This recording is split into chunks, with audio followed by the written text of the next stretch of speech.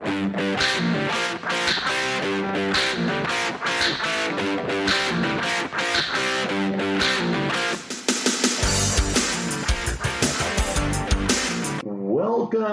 It is season 3 of Home Sweet Home. My name is Rod McCall. What up, what up? It's Bryce Runge, season 3 already? Dude. Dang.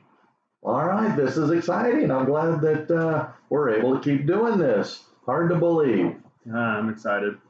Me too. All right, well, let's kick this off by taking a review of our mission statement.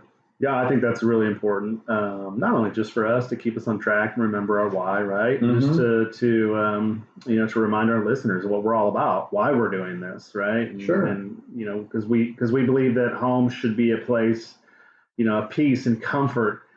Should be a place where loved ones engage, respect, accept, and embrace one another. In other words, basically a place where you enjoy being. Amen. Because, our idea, our vision is to help families create an environment where understanding one another leads to healthier and happier connections. Right. And so how we're going to get there is we're going to help our listeners, help our families, equip them with tools to better relate and thrive in their relationships with one another.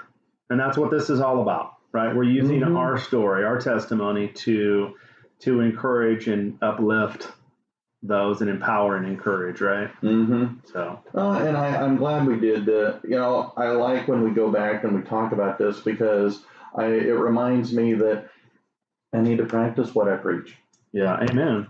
I say that every morning because it is easy to say what to do. It is harder to do. Right. But absolutely. But the constant reminders help me. Mm-hmm. And so. Well, I mean, it's like when you walk into, successful organizations,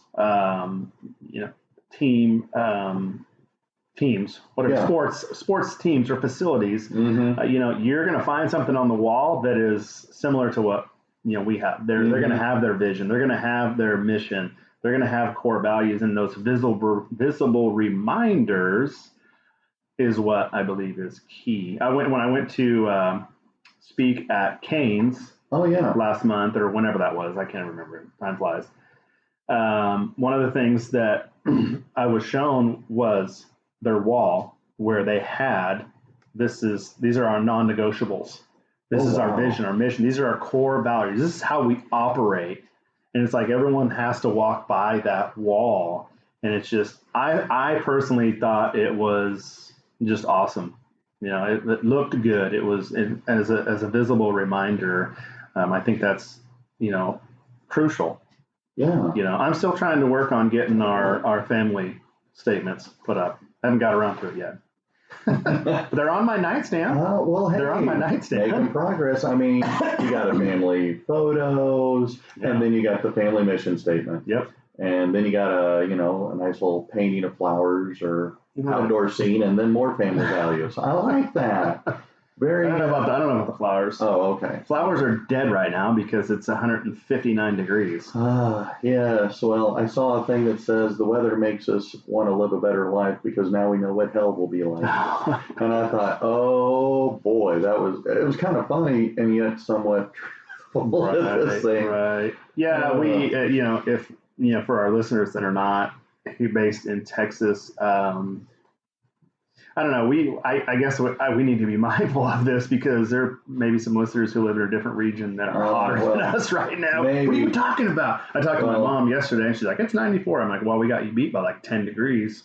Yeah. Well, we've had 95 degree plus weather since about the 13th or 14th of May. Yeah. And we haven't had rain here in North Texas. Any measurable rain, they say, since the 2nd or 3rd of June. Oh, did you not get rain the other day? No. Yeah, I actually was in the office. I don't remember what day it was. And Suzanne texted me. She's like, "It's pouring here." I'm like, "What?" No wonder your grass looks a lot greener than ours. Well, I water it every day. Oh, way It's to against go. city code, but No kidding. Well, hey, you just got a pond. Put a hose in a pond in the backyard and voila. But hey, although I might turn off the irrigation system because I just opened the bell. ooh, sorry. Well, I tell you what do we say we head towards our topic for today? I think that's a good idea. All right. So what are we talking about? Well, we're going to talk about social media. And I ran across this article because I read the news and then I get this news feed stuff, and a lot of times they have cited articles, and so I'm not sure how I stumbled across this, but it's a blog. I guess that's what we'll call it. It's a blog. It's from people. I guess it's Grown and Flown website. Okay. And the lady the title of this article is What Social Media Isn't Telling Us About Our High School Students. Okay. All right. Now, what I find interesting is that social media is a part of everyday life.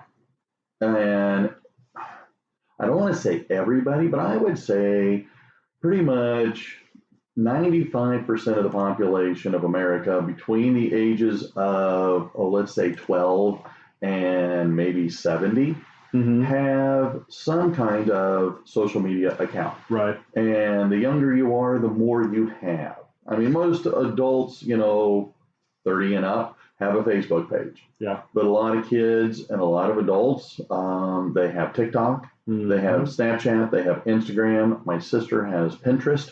For her craft making stuff.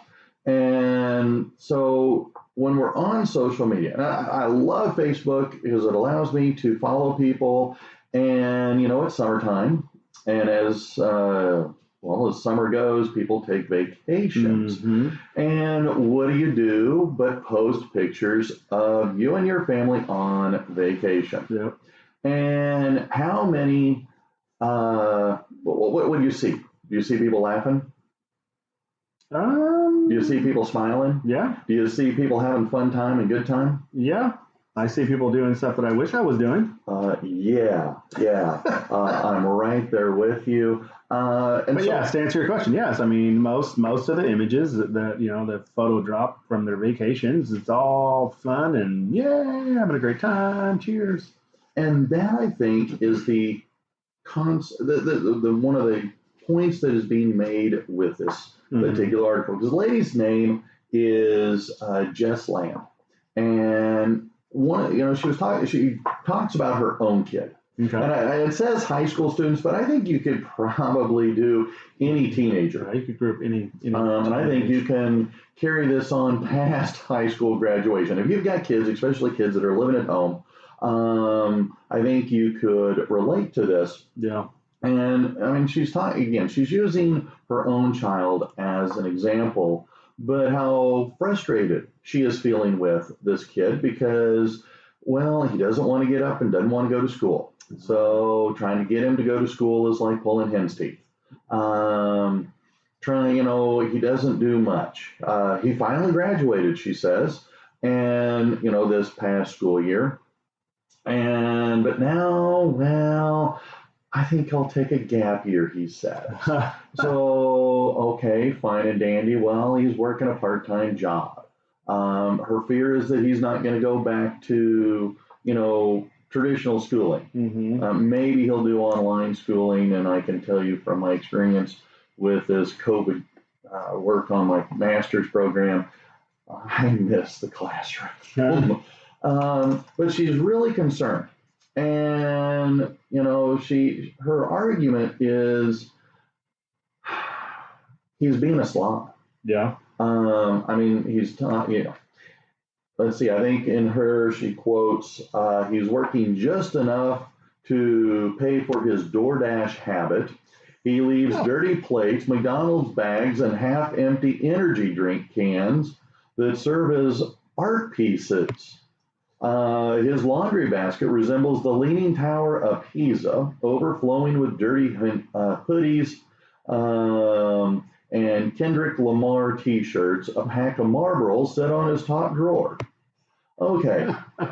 I mean, I can imagine this, and I'm reminded of how I was not entirely all of this, but I can remember growing up and my mom making similar comments. I am not your house servant. Right. You need to clean up after yourself. And I have, some of my extended family, from sisters talking about their kids, my sister-in-law talking about her 14-year-old teen. Again, all of this seems kind of familiar. And the question, and you're going, well, why am I talking about all this? Well, the fact is, do you see anybody on Facebook complaining about their children? Do they show pictures of the bedroom looking such a mess? No. But I do have one question. Okay. Well, two. One's more of a statement. One's a question. Okay. One, who the heck smokes marbles anymore? Somebody that's got a lot of money. And two, it sounds like this kid needs a swift kick in his ass. Well, okay, fair point. Fair point. And it's easy for us to tell someone what to do with their child. It is hard for us to do it to our own children. Right. I mean, yeah, I have been accused by my sisters many times. You don't know what you're talking about. Right. So I get that. I guess that's one of my biggest frustrations I got Eric up until age 8. Mm-hmm. And so all I have is theory of this is what I would have done. Right. Well, it's easy to say what you would have done versus what you did do or are doing. Yeah. So I get that. As far as Marvel, speaking of, go off on another sidebar tangent. Sorry. We were at a filling station. We'd gone to see Mom and Dad in Arkansas here earlier on June, and stopped in to get gas, used the restroom, got a refill on my unsweet iced tea, because I am a Yankee, and they were advertising the price of cigarettes. Yeah. What are they? The cheapest ones they were selling were $8 a pack, and they were over $10, pushing $11 for the more popular brands like Marlboro Reds or Camels, or you could buy it by the pack, and I remember this because I was going, holy mother of Mary, $120 for a pack, or not for a pack, but for a carton of Camels. So if that isn't justification yeah, that's an expensive habit. Like, have drugs gone up too? The cost of drugs? I don't know. I don't deal with that. So I'll have to find a cop who does. That's insanity. But no, okay. To take you back to your question, no, you don't typically see that. Every once in a while, you may read a post. I won't even really say that's about, a kid issue. Mm-hmm. That's maybe more of a relational issue. Someone getting on there and, maybe had some liquid courage, or even not, just being, not in their right mind and posting, negative things about, spouse or ex-spouse, or, there are some people that get on and blast all their drama and, to complain because they don't know anything else to do but to complain. But sure. I don't see that, and I would guess that's because I wouldn't personally take a picture of Braddock's and his messy room and put it on Facebook. Look at this slob, right? Because that's my kid. I want to protect him. I don't want to blast him on social media. Well, and that makes me look bad. Well, why aren't you doing a good job being a better parent, making him, clean up his room? Thank you. And I do that often, and he might he tried to roll his eyes recently, and I stopped. I said, "Look, you're big dog now. You're 13. Okay. Mm-hmm. This may go a little bit different from when you were 5. Mm-hmm. So you need to listen to me and do so in a manner of excellence." Okay. Yes, thank you. It's you're right. A lot of people do. You see occasionally a post. I see a lot of political drama. People complaining. Pick a side of the issue, and they're all over that. And God bless you if you try and make a point otherwise. But they're talking about, again, being having a teenager, whether, again, they're 13, 14, 18, 19, 26, 25, 26. I mean, again, I get it. It's hard to get you a good paying job that you can afford to live on your own. Right. All right, plain and simple. I mean, when rents are, $1,200, $1,500 a month, even if you're able to share, find a roommate, you're still paying close to $1,000 a month. Right. Just in rent. That doesn't count all the utilities and extras that go with it. So I get why, kids are still staying at home. But at the same time, the issue of social media lying to us, do we, again, for the issue of, well, I don't want to be looking at as a bad parent. That's why I'm not going to post, a picture of my kid's dirty room all over social media. Right. And so that kind of is where the lady is going. First of all, she says, I hope this is a phase and they outgrow it. For her sake and the rest of us, I hope that is true. And I would say that the answer to that is yes, because I was there. Yeah. And I grew out of it.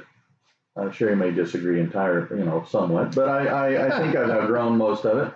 But one of the things, this lady, she brings up three very interesting points when it comes to her belief that social media is lying to the world about teenagers.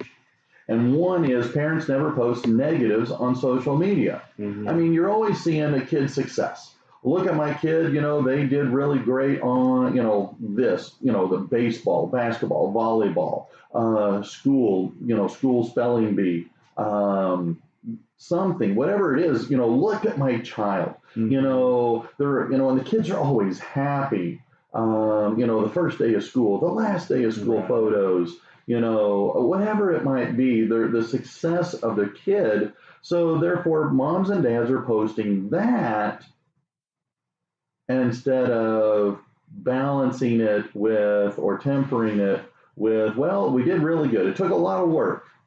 Boy, was there a lot of struggle. It was a tough baseball season with lots of practices, hard to get them going, but, the work paid off. You don't get that part. You just get the success part. Right. And, it's kind of, what you're saying is that, maybe as parents, we can be happy without posting all of it on social media, but are we embellishing what happened? We're sharing only the creme de la creme or the cherry on top without talking how we got here. Yeah. Sending out, again, a false impression. Well, 1,000%, absolutely. And to no fault of, I do the same thing. Although I don't post all that much in regards of like family. It's more of like, what I'm doing. Right? But I'll do throw some things out there. But I absolutely agree. And again, going back to, I don't know anyone in their right mind who would, oh my gosh, Braddock's flunked out of high school. Can you believe this, people? Now he's going to be a loser. He's going to be just like, oh, wait. I did not flunk out. I almost did. Okay, but no, you know what I'm saying? I get that. This reminds me of something I'm working on. It's a project I'm working on. I'm not going to go too deep into it. But this may resonate with you and some of our viewers, our listeners. We grew up, well, I was born in 1977. You were born in 1949. Only off by 20 years. I'm trying to figure out how I would say this. Basically, our home, we had the front room, the formal living room, and it was always clean. And that was like when people came over, they got a glimpse in our fixed book, if you will. Yeah. You got that surface level. You were, when guests came over, they were only allowed to come and sit in the formal living room. That was the cleanest room in the house. Now, I'm not going to throw too much out there because I don't want it to sound like I'm dogging on the family or whatever. But to your point, you go deeper in, you get some more backstory, you go deeper in, and then you realize, wow, there's a lot of mess. Not just Yes. physically, but emotionally, relationally. So I would say, yeah, I get it. That makes sense. Right? So, yeah. Well, and that's kind of where this lady's saying, you're getting all the all the positive. Right. In fact, maybe a over the top positivity. Where what does that do if your kid isn't that? Right. What if your kid is, struggling, like you're saying? Okay, yay, my kid did this. Well, okay, well, congratulations. My kid just got busted for, minor in possession. Yeah. That's not going on Facebook. That's not, you're not going to put out there on TikTok a video of you getting arrested. Right. That's. No, but others might. Well, thank you, TMZ. My point, though, is, or at least this is how I'm interpreting this, is that when we look at social media, we need to be wary, maybe, that it is a false image of reality. That just because you're on vacation, well, maybe we ought to think about how long, more about what went into going to get this vacation. What have they been going through, and say congratulations for, being able to go on vacation. But, I'm sure it was a struggle. Right. I saw a lot of teacher posts about how tough this past school year was. And I'm screaming hallelujah. Yeah. So therefore, if you see a teacher having a family vacation, okay, yeah, they need a little bit of a celebratory escape. That's why I'm going to Alaska.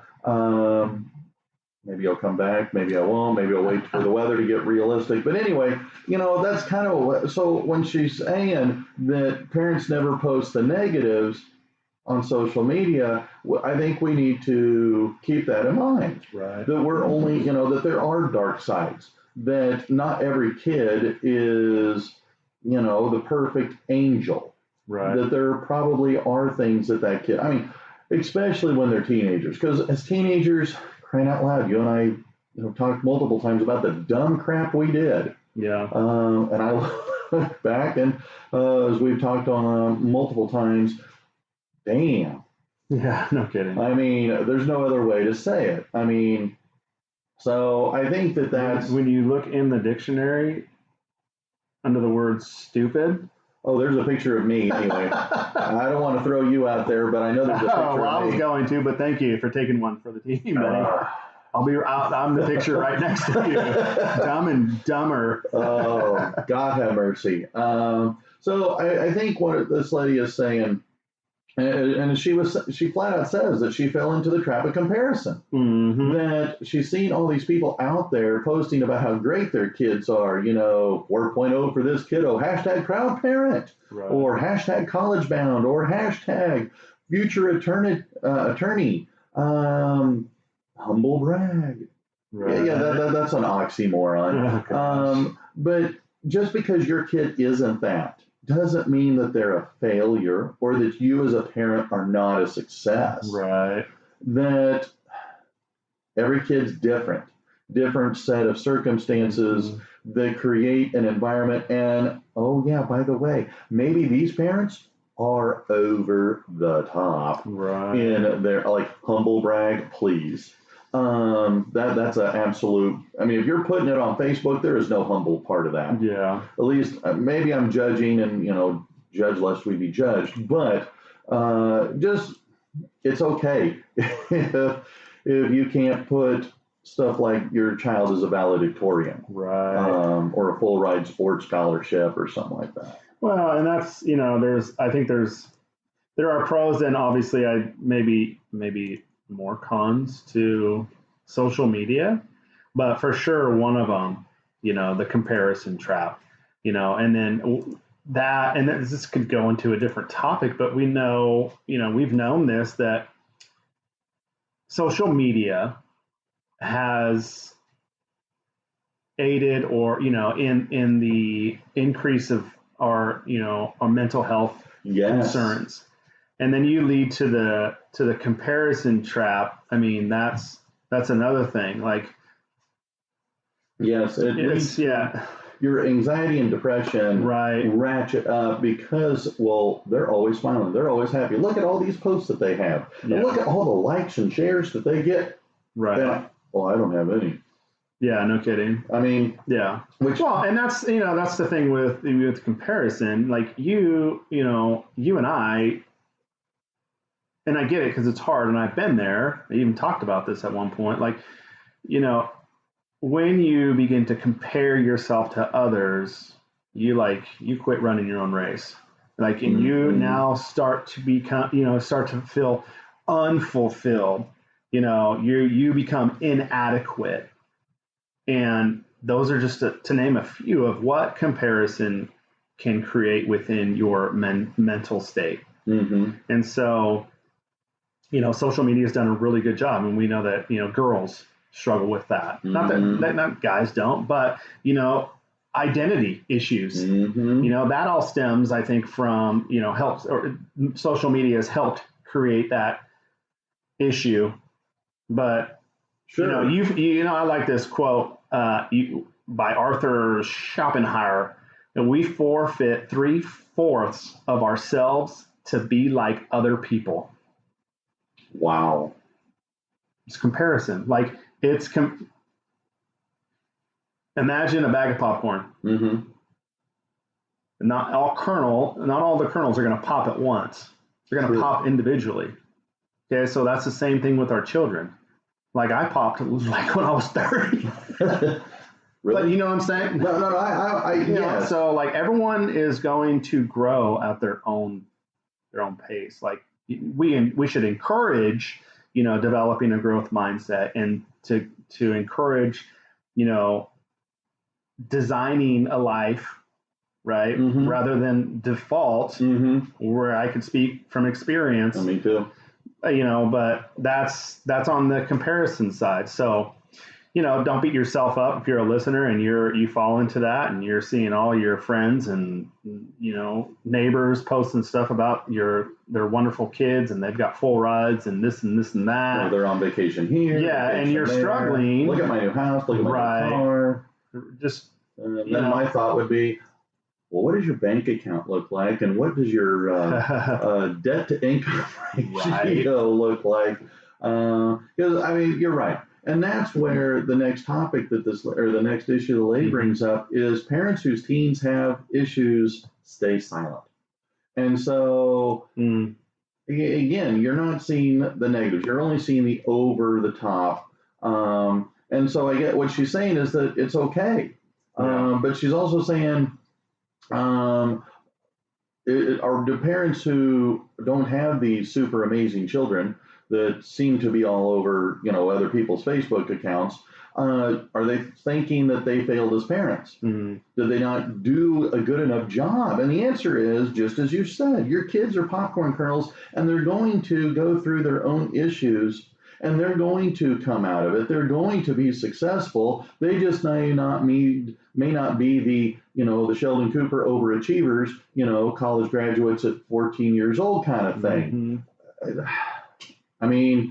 I look at myself, and it's kind of like, wow, right. I did all the typical things, you go to, you graduated high school, but where was I? Bottom half. Right. Graduated college. Took me 7 years. All right, but I graduated, and then it took me another, 9 years to actually get a job in my career field. Yeah. So it's okay to, to go to your point again, popcorn kernels. I like that analogy. And so the idea that just because you can't post about your amazing child doesn't make you as a parent a failure. Mm-hmm. It just... You know what? Maybe these people need to take a chill pill and come back to reality. Yeah. And so, and it's hard, especially when you're scrolling consistently. Like a lot of people do. It's hard to not become concerned with what others are doing, with what others have. Sure. Right. And then what's that? What's the old saying? They're keeping up with the Joneses. Yeah. So, right. I think our generation, we struggle with the quest for consumption. So my neighbor has a boat. He doesn't. I'm just saying. Oh, actually, Steve across the street does. Oh, dude, he's got a boat. I want to get a boat. I want to get a pool because every other house in our neighborhood has gotten a pool now. Suzanne, can you hear me? But I'll tell you straight up, a pool is a pain in the butt. Well, owning a boat, it's more expensive to own a boat than anything. It is. You pay tons of money and you don't really. You use it 4 times a year, maybe? Yeah. Maybe. Exactly, and yet you paid how much money? No, I get it. In the old life, she who shall not be named, that was how she saw her value, was by having as much, if not more stuff than other people. Yeah. And so one of this lady concludes this part by saying that many of our kids have experienced a lot of trauma. Physically, they experienced COVID, the setback of schooling, what they're calling that COVID gap. Schools in lockdowns, witnessing to violence or racism or school shootings, God knows. Right. I read a statistic that there have been 2,319 children killed in school shootings in the last 3 years. Wow. So that's massive amount of trauma. I mean, because even if you haven't experienced a school shooting, you now have to practice school lockdown drills. And I mean, we've experienced them, not just the drills, but they've even gone into legitimate lockdowns. Yeah. Because of events that have taken place around school. Well, for me as an adult, oh gee, what a pain in the butt, man. This just crimps my schedule. But for the kids, they have a totally different perspective. So if your kids are going through trauma or dealing with a variety of issues, never mind, the family dynamics that create all kinds of problems, maybe, I don't know. They're just saying take a breath and take a look at what's happening. Right. All right. So the last thing that she talks about is sharing teens' success needs to be tempered with reality. I think there needs to be a little more reality check in our world. But anyway, she was basically saying, like what I was saying earlier, you want to put your success, fine, but talk about, the support that went into them. Yay, congratulations. The kids, he's on a traveling team. It's a lot of work. He's putting in a lot of work. She's putting in a lot of work on the traveling team, for soccer, volleyball, baseball, basketball, whatever the sport might be. Right. Or maybe, they're putting in a lot of time and effort in theater or band, or some other thing that they're really excited about. It's okay to talk about the struggles as well as the success. Right. Hey, congratulations, they did this. And it's been a long road. And here's pictures. Right. and it's kind of like show that not everything is sunshine and daffodils. Be realistic. Success doesn't happen overnight. Right. It takes years of training, years of failures, years of mistakes. Right. Disappointments, downfalls, hardship, you name it. Everything's balled in to that. But I get it. Well, and that's kind of what they're saying is that, social media shows us a fake world. Oh, yeah.